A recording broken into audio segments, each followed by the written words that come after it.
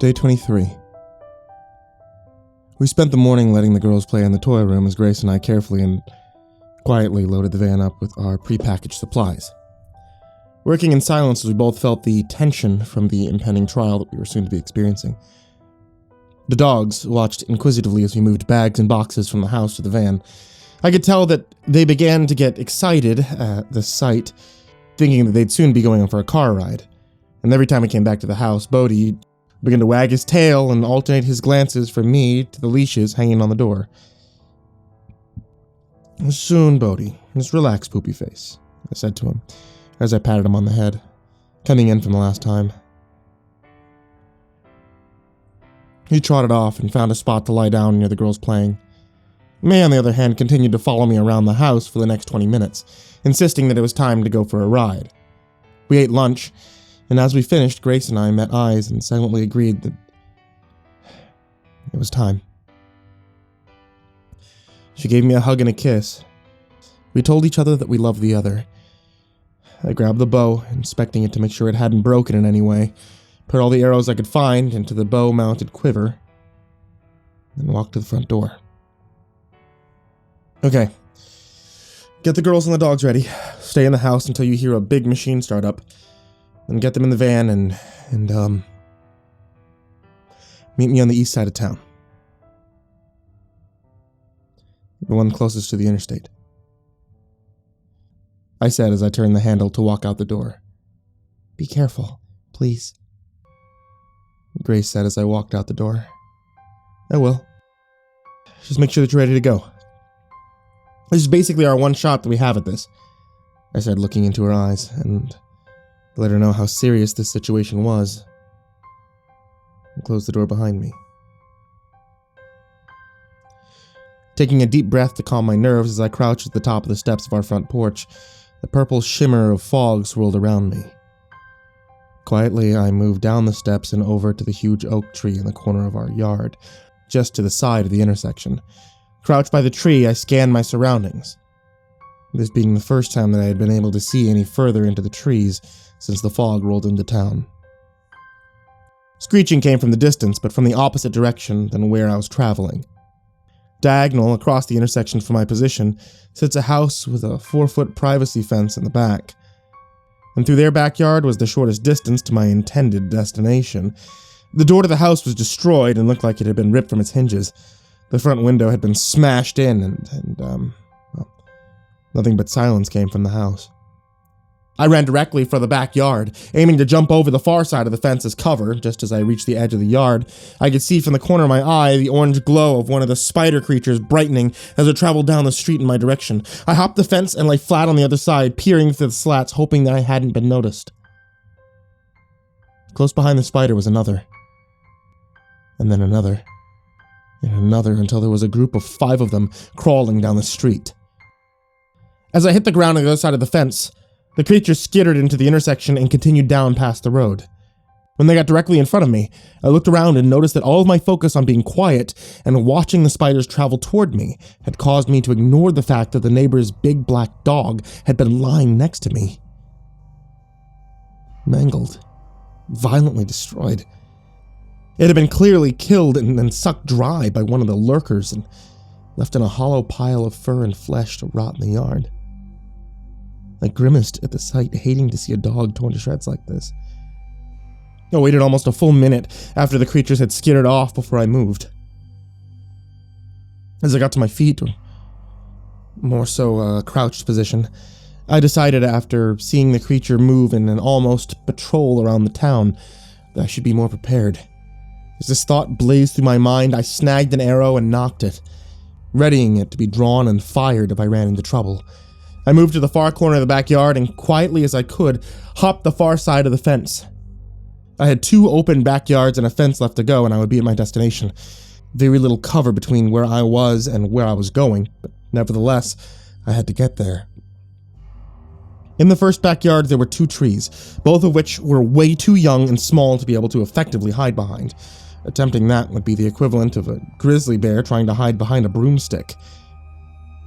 As I sat in the corner of the fence looking out at the direction I needed to go, trying to calculate the path that would give me the most cover, I noticed there was a lurker moving slowly along the fence line. No way I'd be able to take a shot at this distance, with any form of accuracy at least, so I waited as it continued off away from me deeper into the fog. Just as I took my first step across the next yard, a single spider came skittering perpendicular to my path and stopped directly in front of me. Merely 15 yards from my face, the same direction the lurker had gone, and now that I think of it, the other spider creatures were traveling in the same direction as well. Are they being drawn to something over there? I thought to myself as I drew back the bow, taking aim at the spider. I wanted to be ready to let loose an arrow instantly if it began to turn in my direction. It sat perfectly motionless in front of me. Getting impatient, I held my breath, fine-tuned my aim, and released. A perfect shot right in the center of mass of the creature. I quickly grabbed and knocked another arrow, not knowing if I had killed it, and without a scream or screech, the spider slowly wobbled and then fell limp on the ground. Staying low and fast, I moved across the first yard, stopping only to retrieve my arrow from the spider and moving quickly to the second yard, toward the fence. Halfway through the second yard, I heard from behind me a guttural scream, followed by another and another. It was another group of spiders. I had no idea if they were coming in my direction or simply calling out, but I didn't stop. I kept moving to the fence, 4 foot high, and made an odd type of chain link that I did my best to hop over as quietly as I could. On the other side of the fence were a few fir trees, blocking my view to the farm equipment. I was almost there. I pressed through the branches of 2 of the trees, but stopped and looked back halfway through using the branches as cover. The group of spiders I heard a second ago was surrounding the one I had shot, inspecting it to some degree. I stepped backwards and turned around, burying myself deeper in the branches and covering myself further from view. When I came out the other side of the trees, I was met with the most beautiful sight I had seen in weeks. Before me sat a massive red tractor. It had treads like a bulldozer. It was one of those tractors that kind of hinges in the middle. You know, I've never driven one of those before, but now was no time to be picky. I quickly climbed up the steps to the cab and opened the refreshingly unlocked door. I mean, it would have been nice to see the keys sitting in the ignition, but of course, that'd be way too convenient. I ran back down the steps and made my way over to the building. It was a big white building with one massive garage door and one windowed main door. I moved to the main door, checking the handle. Locked. I said under my breath. No time. No choice. Gonna have to break the glass. I searched the ground to find a chunk of broken cement about the size of a grapefruit. I picked it up, and just before I threw it through the glass, the thought shot through my mind. Damn it, this is gonna be loud. Crash! The glass shattered as the cement disappeared into the darkness of the building behind the door. Seconds later, I heard a screech in the distance coming from a lurker. Shit, hurry, hurry. I think to myself as I reach in and unlock the door. I open it, flick on the light. Oh, this is a terrible idea. I have no idea where they would keep the keys in here. I think as I scramble around the building, looking through the drawers and cabinets. I hear another screech from the lurker, only this time it came from just outside the front door of the building. I look toward the door. I left it open, I whispered to myself. I kneel and draw the bow, aiming at the front door. Just as the lurker appears in the doorway, I notice a small white cabinet behind the door labeled keys. Bingo. I think as I train my focus back to my aim and wait for the lurker to snap further into view. A few more of its demonic steps carry the beast in through the doorway and closer to me, each step seeing the digits spread apart as it steps and pulled back together as it lifts its foot for the next step. It gets within 15 feet of me before I click my tongue to cause it to direct its head directly at me, giving me the best possible angle for its nose slits. And after it jerks its head to me, it freezes for just a second. And it's in that second that I release. Snap!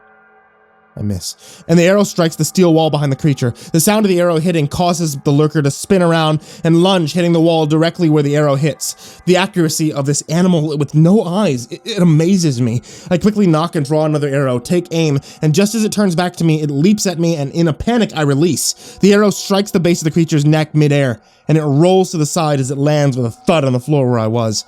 Sputtering, trying to make noise, it slowly rose its head. It poured a bright purple fluid from the spot the arrow was sticking out of its neck. It stumbled around, clearly in extreme pain, yet still trying its best to be effective in a fight. I knocked and drew a third arrow. It stumbled towards me, trying for one last sorry attempt at an attack. It got within 10 feet of me, and I put the final arrow right through its nose, dropping the creature instantly. I rushed over to the body and pulled the two out and placed them back on the quiver. The first that hit the wall damaged the arrow, rendering it useless, so I left it. I ran to the box on the wall and ripped it open. Thankfully, there was only one machine in the lot, which meant there was only one set of keys in the box. I grabbed them in a rush and then paused and slowed myself down. I slowly peered out of the doorway, checking for any other beasts coming my way. The coast looked clear, so I moved to the tractor and I ran up the ladder, settling myself in the cab. Once I left the house, Grace promptly began getting the girls ready. Izzy was placed in her car seat, and Addie was dressed and shoes on, ready to go. The dogs had also been harnessed and leashed and ready to go as Grace stood by the front door, waiting for the signal. She began to worry as time grew longer and longer. Izzy sat in her car seat, playing with her feet, and Addie played quietly with her Barbies by the back door. May lay quietly at the back door, waiting to be let out, as Bodhi paced back and forth from Grace at the front door to May at the back door, with his leash dragging on the ground, following him as he walked, just as Grace began to truly worry that something had been wrong. The sound of a big engine roaring to life came from the distance. Grace then grabbed the dog leashes, left the girls in the house, hit the button on the key fob to open the back hatch of the van, and rushed the dogs out to the van, putting them in the back and closing the latch. She ran back inside the house, grabbed the car seat in Addie's hand, and led them outside to the van.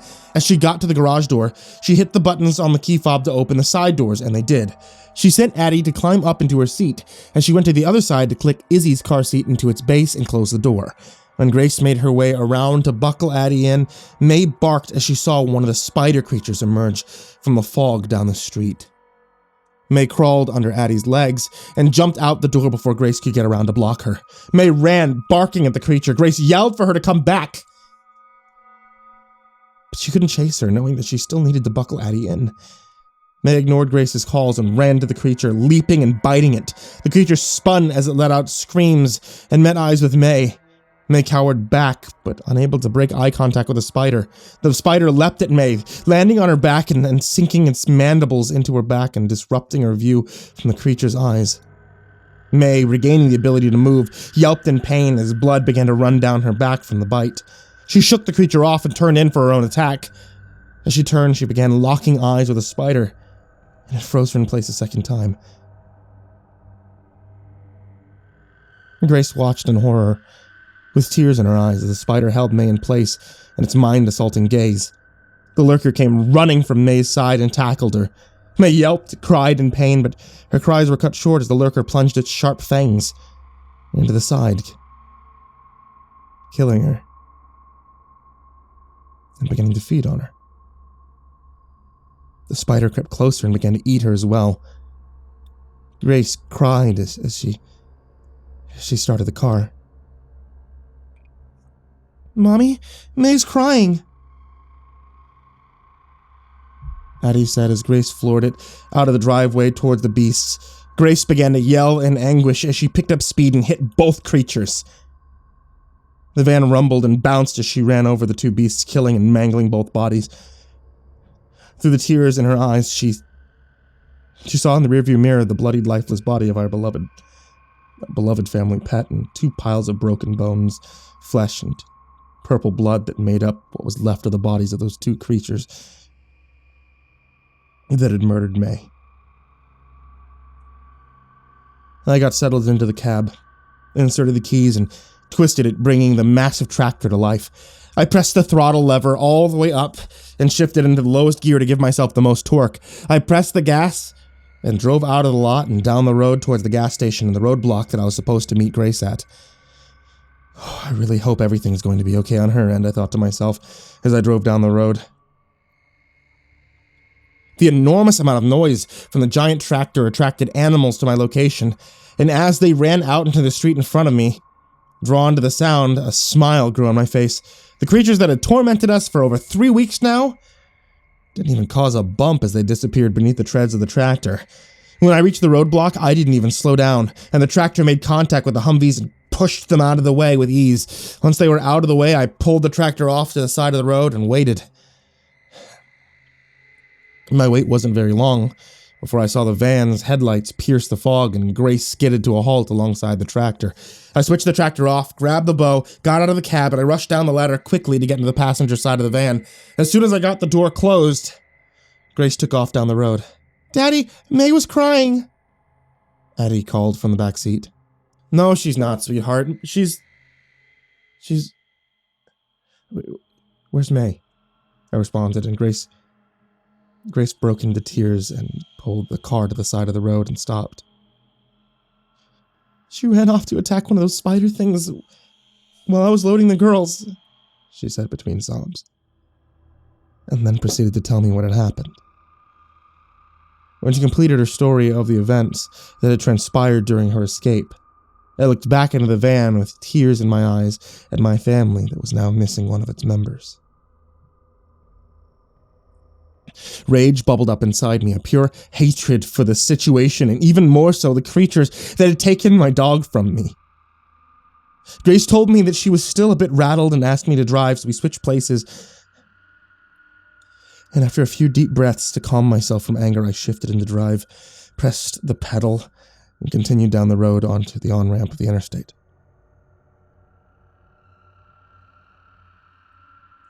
The plan was to go to the nearest city and see how far this insanity reached. We sat driving for 10 minutes on a barren interstate, pushing through the dense fog at a slow pace. I sat in a silent rage and a deep despair, flooded with emotion over the recent loss of our pet, and ever so softly I felt something cold and wet touch the back of my elbow. I looked back to see that Bodhi had made his way to the front of the van and solemnly placed his head on the center console, resting his nose against my arm.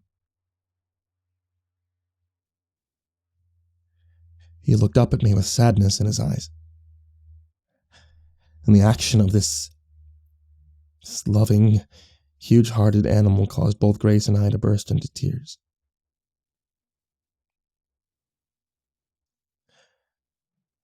Half a mile further, there was an exit for the rest stop, one that I passed every morning and every night when I left our work and returned home later that evening. We pulled off the interstate and into a parking spot in the front of the building. Surprising, there were only 3 other cars in attendance in the lot. We still sat and we cried together. After a few minutes, I composed myself and I looked out the windshield towards the building. Izzy had already passed out from the rumble of the vehicle on the road, and Addie sat quietly, watching a movie, minus the sound. "What are you thinking?" "Are you thinking there might be something useful in there?" Grace said to me, after noticing that I had been looking rather intently at the rest stop before us. Just being out of town makes me feel safer, but that has a vending machine, has breakable glass, so we can grab a few things from that. I doubt there'd be anything more than cleaning supplies besides that in there, though, I responded. Since the fog hasn't shown any signs of lifting, I sort of feel like we should be fully prepared before we go all the way into the city. What does that mean? Do you think this is safe here? I don't know. I think we need to check it out. If it is able to be secured, possibly stay here for the night and venture into the city in the morning, I said, patting Bodhi on the head. Stay here with the girls. I'll go check it out. Leave the car running for now. I'm either going to come out and help you bring stuff in for the night, or I'll be running like a madman out here to drive away because it isn't safe. Grace nodded, with worry in her eyes, as I grabbed the bow and stepped out of the driver's seat. Softly shutting the door behind me, I could see Bodhi standing up and putting his paws on the center console, raising his head for a better vantage point. He watched me intently as I stepped away from the vehicle. I heard Addie say from inside, "Bodhi, move! I can't see!" Frustrated because Bodhi's head was blocking the van's TV. I knocked an arrow and crouch walked my way up the path to the building. At first glance, I didn't notice any broken windows or really any sign that any of the creatures had invaded the structure. I pulled the handle of the door and it swung open. Not even the sizzle of the fog penetrated within the rest of the stop, and left the interior eerily silent. Once I entered, I noticed that absolutely nothing looked out of place. It looked almost freshly cleaned. I suddenly heard a clank come from the woman's restroom side. I spun around and drew the bow all in one motion. Pins and needles shot through my shoulder. I held position and focused for nearly 30 seconds before I saw what made that noise. It's gonna get so dirty in here. You're gonna leave the demons here, and they'll make such a mess. The words rang out with almost a psychotic chuckle sound in the voice. Slowly from the bathroom came the sound of wheels on tile. I saw a yellow mop bucket emerge from the doorway first. Dark crimson fluid swirled with ancient purple fluid filled and spilled over the sides of the basin. The two liquids seemed to refuse to mix together. A wooden handled mop rose from the bucket, broken into a point 3/4 of the way up. The pointed tip dripped with some crimson liquid. A yellow-gloved hand, spotted with various drips of both, grasped the handle around halfway up. A tall, spindly man wearing a classic janitor's uniform that was tattered and torn. The man himself had various cuts and wounds all over him, most corresponding with the rips in his clothes. As the man came fully into view, he cackled madly at me and cocked his head sideways, giving me the same look a terrier does when it's confused. He smiled excessively wide, revealing jagged and broken teeth. Blood dripped from his wounds, and it looked like he had taken some of the blood and used it to give himself some sort of demented clown makeup. You're going to leave the demons here. Then it will be your mess I have to clean up, he said. What happened to the people from the other cars outside? I asked. But I'm not sure why I did. I knew damn well that this person had clearly lost his grip on reality. Again, he cackled before answering. They would have brought the beast, the one that screams inside your mind. He took another step as he said this and cocked his head in the other direction. I keep the messes clean, so the master doesn't scream. I clean the messes, so the master doesn't scream. He got louder as he began to repeat his sentence. I clean the messes, so the The arrow hit him right in the ribs, through his lung, and into his heart. I was done listening to his insane ramblings. Years of watching movies had taught me that nothing ever good comes from letting the crazy person ramble. I walked to him and pulled my arrow back out, re-nocking it and readying it for my next needed shot. I searched the woman's restroom first, since that's where the man emerged. I checked each stall and found nothing, so I moved to the men's restroom. Again, I found nothing. As I moved to the back of the building to check for anything that may be hiding behind it, I learned what the man had done with the other passerbys. Laying in a line behind the building were 7 people. Broken and murdered corpses. 3 couples. 1 child. 6 son of a bitch had murdered an entire family, plus 2 other couples and placed them outside for the creatures to feed on. After seeing this, I set my bow down and I went back to the man, grabbed him by the legs, dragged his body out back, and laid him next to the others. I ran back and moved the blood and viscera-filled mop bucket outside as well. As I came in, I locked the back door and moved a bench in front of it as a simple barricade. I did one final quick search of the building and then went out the front door and back into the van. I got in the driver's side of the van and turned the sound to Addie's movie up to muffle the conversation I was about to have with my wife. After I told her what had happened inside, I told her that it would be safer to sleep in there than it would be in here. Uncomfortably, Grace agreed, and we began to gather the girls and Bodhi. And after we got everyone inside, I made one final trip to the van to get a couple of blankets and some makeshift pillows. I locked it, and I entered the rest stop. I locked and barricaded the door behind me. We settled on the floor of the center of the building. I shattered the glass on the vending machines, and the rest of the day we huddled together eating our fill of candy bars, chips, and soda. Grace and I talked about our plans for the next few days. Search the other cars, grab what we wanted from the vending machines, load up the van, make our way into the city. That was our plan. As we sat watching the girls slowly drift to sleep, Grace and I looked at each other with worried excitement in our eyes. This is so insane, Grace said. I don't even know what's happening. I almost feel like I'm running on autopilot. I know what you mean. My nerves are so rattled. And all I could think is that I have to do anything I need to keep my family safe, I replied. But I need to be honest with you, I'm terrified of what insane situations might be in store, and of the things that may need to be done to keep everyone safe and alive. With that, Grace and I held each other, told each other how much we love the other. As we lie embracing around the girls, Bodhi concluded his patrol back and forth in the front and back windows, and he curled against us as we all tried to fall asleep.